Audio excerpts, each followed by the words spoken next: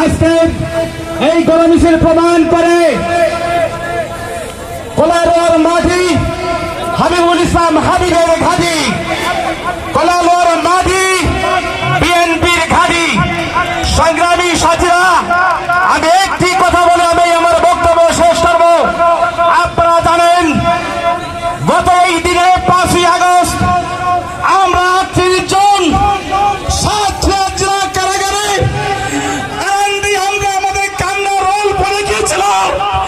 আমরা এই বক্তব্যে একটি কথা বলতে চাই, একজন প্রধান বিচারপতিকে রিমান্ডে নিয়ে তার বিচার করা হচ্ছে। আজকে আমি এই জনসভা থেকে বলতে চাই, আগামী দিন হাবিব সহ আমাদের 70 বছর সাজা দিয়ে যে বিচারক এই সাতক্ষীরা জেলাতে ছিল, আমরা তার এই সাতক্ষীরার বিচার মানুষের বিচার করতে চাই।